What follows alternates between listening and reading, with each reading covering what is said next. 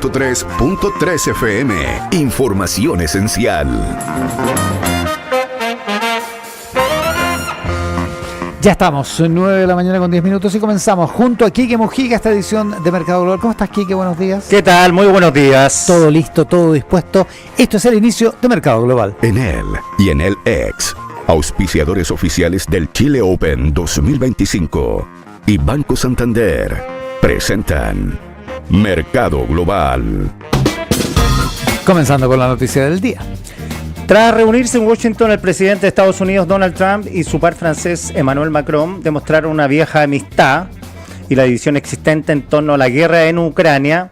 El líder de la Casa Blanca se negó a llamar dictador al mandatario ruso, Vladimir Putin, y Macron reiteró que el agresor en el conflicto es Moscú y no Ucrania. ¿Te acordás a propósito de vieja amistad? ¿Te acordás la primera reunión Macron-Trump? Que Trump como que lo manoseaba, sí, que le daba sí, y no le soltaba la mano. Pero en el primer mandato. En el primer mandato, sí. Me acuerdo. Fue muy freak. En la conferencia de prensa desde la Casa Blanca, ambos líderes presentaron discrepancias sobre las causas de la guerra, el rol de cada parte y la posible resolución del conflicto, justo en el tercer aniversario desde el comienzo de los hechos, porque esto, claro, fue ayer. Estaba recordando que dicen que una de las estrategias de Trump era apretar la mano fuerte para que tu adversario o tu contertulio se inhibiera. Es como una técnica, como el happening con Java, se empiezan a apretar la mano así.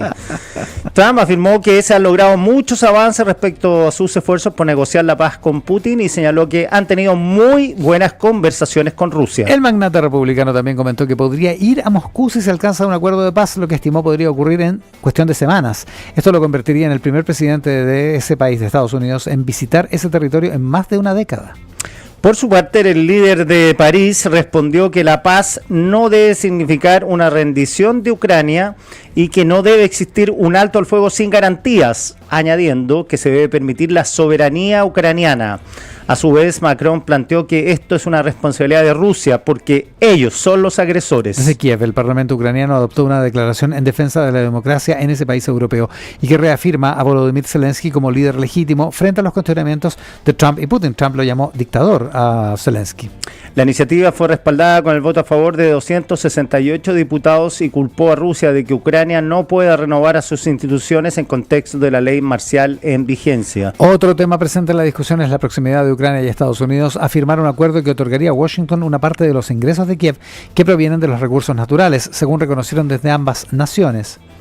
Trump adelantó que Zelensky podría visitar la Casa Blanca esta o la próxima semana con el objetivo de firmar el pacto y aseguró que se está muy cerca de llegar a un acuerdo final. Según consignas de New York Times, tras tener acceso a la versión del acuerdo, la propuesta contiene términos más favorables para Ucrania que los borradores anteriores, pero no incluye las garantías de seguridad que el líder de Kiev había estado solicitando en los últimos días. Desde la Casa Blanca, un funcionario afirmó al New York Times que este acuerdo económico no será una garantía de ayuda futura para la guerra y que no incluirá ningún compromiso de personal estadounidense en la zona. El Consejo de Seguridad de Naciones Unidas también se pronunció acerca del conflicto este lunes a través de una breve declaración impulsada por Estados Unidos que no menciona los términos invasión o guerra, pero que implora un fin rápido al conflicto y urge a una paz duradera. El texto había sido rechazado previamente por la Asamblea General del organismo internacional. Oye, antes de mencionar lo de Chile, ¿viste la conferencia de prensa cuando Macron lo interrumpe y lo refuta? ¿La conferencia con Trump? No. Ya estaban sentados los dos y Trump empieza a lanzar su diatriba de mentira frente a los periodistas. Entonces dice, no, nosotros pagamos la guerra, Europa no pasa. Y Macron le toma la mano, le dice, a ver, nosotros financiamos el 60% de la guerra, no es correcto lo que está diciendo usted. Sigan. Furor en el mundo. Así se hace el New York Times. Por fin alguien le para el carro a Donald Trump. Alguien se atreve. Todo en Twitter, todos los columnistas. Y Macron se atrevió. Con una sonrisa muy francés. Muy elegante. Con una sonrisita. Así que yo creo que le enmara a Trump. Trump lo miró así como sorprendido. Y cuando hablaba Macron se quedó mirando hacia abajo así como refunfuñando. Increíble. Amurrado. Todo esto pasa mientras que a través de un comunicado nuestro gobierno reiteró su firme condena a la agresión y manifestó su profunda preocupación por la continua violación de la soberanía de Ucrania junto al sufrimiento causado por el conflicto bélico. Todo eso es parte de la noticia del día en Mercado Global. Revisamos la prensa internacional. The New York Times. El presidente ruso Vladimir Putin dijo que las empresas estadounidenses podrían realizar negocios lucrativos en Rusia e incluyó ayudar a extraer tierras raras, la nueva obsesión de Trump, en sectores de Ucrania ocupados por Moscú. Qué miedo, nosotros tenemos harta tierra rara. Sí, pues. Está parado el proyecto en el Biobío, eso sí. Sí, pero qué miedo, si le gusta a Trump, nos va a invadir. Esto amplifica el mensaje. Tal vez nos compra algo. Ojalá. Amplifica el mensaje del Kremlin a Donald Trump de que podría ganar dinero con una mejor relación bilateral. En una entrevista con la televisión estatal rusa publicada anoche, Vladimir Putin afirmó que su país supera a Ucrania por órdenes de magnitud en tierras raras y que está dispuesto a trabajar con socios extranjeros, incluidos los estadounidenses, en el desarrollo de esos depósitos. El líder del Kremlin indicó que la invitación también aplica a Ucrania, ocupada por Rusia, y que las compañías norteamericanas podrían ganar mucho dinero si ayudan en la producción de aluminio en Siberia. Hay algo en qué pensar aquí, dijo Putin en relación al aluminio, el trabajo conjunto en tierras raras y otras áreas como la energía. La entrevista mostró un esfuerzo del ruso para intentar apelar al interés de Trump en las ganancias y la negociación. Putin también elogió los recientes comentarios de su homólogo en la Casa Blanca acerca de un posible acuerdo en el que Estados Unidos, Rusia y China reducirían a la mitad sus presupuestos de defensa. Comentó que la propuesta es buena y que están listos para debatir ese asunto. Por otro lado, la entrevista evidenció que el Kremlin parece tener mucha menos prisa que Washington por poner fin a la guerra en Ucrania. Cuando el periodista de la televisión estatal le preguntó si Trump estaba haciendo el juego a Rusia, Putin contestó que no y resaltó que el presidente de Estados Unidos está utilizando un enfoque racional ante la situación actual. En ese sentido, Putin agregó que Trump está en una posición única y que no dice simplemente lo que piensa, sino que dice lo que quiere. El New York Times tiene el detalle y la descripción de esta entrevista. Bloomberg. El futuro canciller alemán Friedrich Merz inició conversaciones con el Partido Socialdemócrata para aprobar rápidamente hasta 200.000 millones de euros en gastos especiales de defensa, según una persona conocedora del asunto. Funcionarios de los demócratas cristianos de Merz y del SPD están discutiendo formas de eludir las estrictas restricciones de Alemania sobre el endeudamiento gubernamental con el fin de liberar recursos para reforzar al ejército del país europeo. Merz ha prometido aumentar la inversión en el ejército alemán para contrarrestar la agresión rusa, pero sus planes se han encontrado con problemas, después de que los otros partidos consiguieran una minoría de bloqueo en el próximo Parlamento. Con menos de 2/3 de los escaños, los partidos principales no cuentan con los votos necesarios para aliviar los límites constitucionales al endeudamiento gubernamental. Sin embargo, estas colectividades políticas podrían solucionar el tema impulsando una votación antes de que la nueva legislatura se reúna por primera vez el próximo 24 de marzo. El ganador de las elecciones del domingo está bajo presión para actuar en materia de defensa, mientras el resto de la Unión Europea lucha por responder a la determinación de Donald Trump de forzar un término rápido para la guerra en Ucrania. Una idea que se debate en Alemania sería aprobar un fondo especial para el nuevo gasto militar y la ayuda a Kiev, dijeron las fuentes familiarizadas con el diálogo. Otras opciones serían, por ejemplo, ampliar el fondo existente de 100.000 millones de euros o adaptar el llamado freno de deuda para que permita un mayor gasto en defensa. Cualquiera de esas alternativas requeriría una supermayoría de 2/3 de los parlamentarios, lo que sería más difícil de conseguir cuando asuma la nueva legislatura. Los futuros de los bonos alemanes cayeron a su mínimo en la sesión del lunes ante la perspectiva de una mayor emisión para financiar el gasto. Merz dijo que ahora hay minorías de bloqueo en la extrema izquierda y en la extrema derecha. También indicó que la Cámara Baja todavía es capaz de tomar decisiones en cualquier momento, apuntando al Parlamento saliente. Previo a completarse el plazo impuesto en primera instancia, Elon Musk publicó en su cuenta de X que, sujeto a la discreción del presidente Trump, se les dará otra oportunidad a los trabajadores federales, y profundizó que la falta de respuesta por segunda vez dará lugar al despido. Claro que ese es otro tema. Eso lo cambiamos, eso mejor lo comentamos después. Todo lo que tiene que ver con la elección alemana y los días posteriores y el comienzo de las negociaciones para formar el gobierno está en Bloomberg. The Wall Street Journal. Y ahora vamos a comentar el tema. Exactamente. Ya. El presidente de Estados Unidos, Donald Trump, respaldó al ultimato de Elon Musk que exige a los trabajadores federales, que son los trabajadores públicos, resumir sus logros semanales o, si no lo hacen, enfrentarse a su despido. Esto pese a que algunos líderes de agencias, funcionarios, interpretaron la orden como una orientación contradictoria sobre si los empleados deben responder y cómo. O sea, nadie entiende nada. Ante el correo electrónico enviado a más de 2 millones de funcionarios federales con el asunto ¿qué hiciste la semana pasada?, así se titulaba el correo, Trump comentó que fue genial, porque hay gente que no se presenta a realizar sus labores y que nadie sabe siquiera si trabajan para el gobierno o no. Además, Desde la oficina oval, Trump agregó que si no respondes, estás como medio despedido o estás fuera, medio despedido, argumentando que mucha gente no contesta porque ni siquiera existe, los ñoquis. El correo electrónico masivo provocó confusión al interior de la Fuerza Laboral Federal. Miembros de la Oficina de Gestión de Personal dijeron a los altos funcionarios que responder a la comunicación era voluntario y que negarse a hacerlo antes de que acabara el lunes, porque el plazo se vencía anoche, a la medianoche, claro, no resultaría en el despido.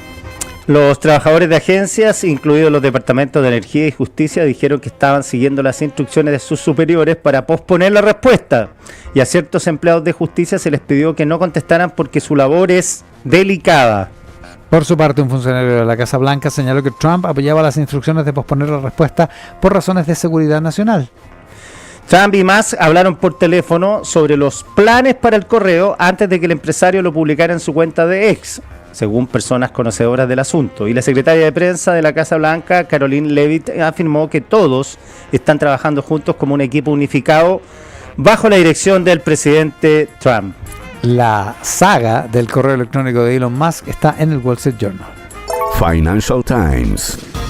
Las ventas de Tesla se desplomaron en enero en Europa, sugiriendo una disminución en la demanda de los vehículos del fabricante de automóviles estadounidenses. Esto luego de que su jefe, el multimillonario Elon Musk, intensificara sus intervenciones de alto perfil en la política de Europa. La firma vendió solo 9.900 unidades en Europa el mes pasado y esto representa una disminución de 45% frente al mismo periodo de 2024, según detalló la Asociación Europea de Fabricantes de Automóviles. Su participación general en los registros nuevos de vehículos cayó de 1,8 a 1%, o sea, casi a la mitad. Y puede ser buena noticia para nosotros, más baratos acá.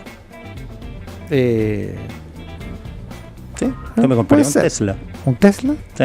Sí. Son muy caros, sí. Son caros todavía. Pero ahorran mucho. La reducción en la participación de mercado de Tesla se produce tras la incursión sin precedentes de Musk en la política de la Unión Europea, donde respaldó a, por ejemplo, Alternativa para Alemania antes de las elecciones del domingo, partido que salió segundo y que es de ultraderecha. El empresario también criticó el bloque de Bruselas y lo calificó de antidemocrático. Ahora, según los analistas del rubro automotor, otro factor tras la caída de las ventas en Tesla podría ser que los consumidores estaban esperando la actualización del modelo Y, que está programado para la primera mitad de este año 2025. La caída se produjo incluso cuando los consumidores del territorio europeo compraron 166.000 vehículos eléctricos de batería durante el mes, lo que representa 37% más que hace un año. Esos grandes son la mayoría chinos, ¿eh? Sí, sí, las cifras incluyen a la Unión Europea, el Reino Unido y otros países como Noruega, que tiene uno de los mercados de vehículos eléctricos más grandes de la zona. Las ventas europeas de SAIC Motor, el fabricante de automóviles respaldado por el Estado de China, que se ha expandido a la Unión Europea y se ha asociado con Audi en China, anotó un alza de 37%, hasta 23.000 vehículos en enero que fueron vendidos. En general, el total de registros de vehículos nuevos en el continente, en Europa, cayó 2,1% hasta 995.271 unidades en el primer mes del año, afirma el Financial Times. Mercado Global. Tele 13 Radio 103.3 FM.